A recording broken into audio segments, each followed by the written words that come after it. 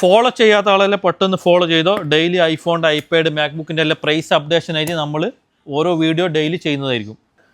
പിന്നെ 17 Pro ആണെങ്കിൽ 4375 TRA ഉണ്ട്, ജപ്പാനും ഉണ്ട്. രണ്ടും സെയിം പ്രൈസാണ്.